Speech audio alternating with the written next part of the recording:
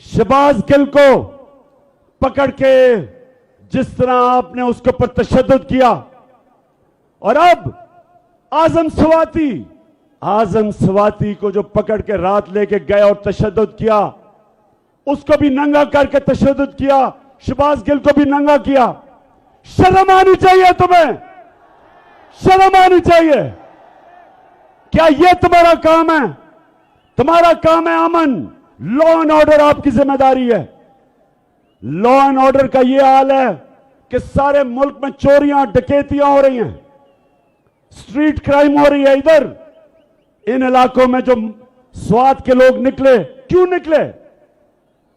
स्वात के लोग इसलिए निकले कि उन्होंने बड़ी कुर्बानी दी थी जब हमें अमेरिका की जंग में लेके गए थे। तो अब आप जिम्मेदार हैं जो हो रहा है।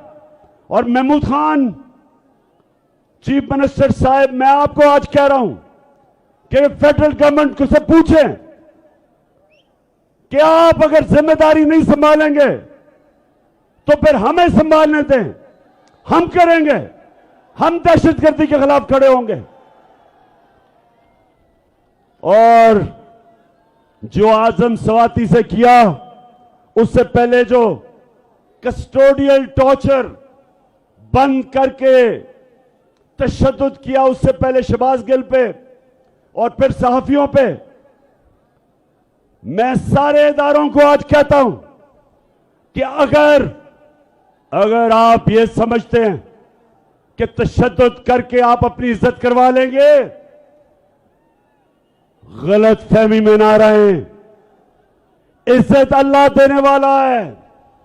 आप मार के, तशद्दुद करके, जुल्म करके, आज तक दुनिया की तारीख में किसी जालिम को इज्जत नहीं मिली।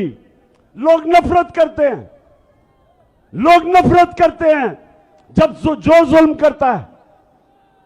और अगर आप ये समझते हैं कि आप लोगों की राय रोक लेंगे और इस तरह के तशद्दुद करके जब सारे चोरों को छोड़ा जा रहा है, शहबाज शरीफ जैसे डाकू और इसके बेटे को बरी किया गया एफआईआर केसेस से, जो भी जिम्मेदार है उनको शर्म आनी चाहिए। आप मुल्क के गद्दार हैं, आप मुल्क से गद्दारी कर रहे हैं।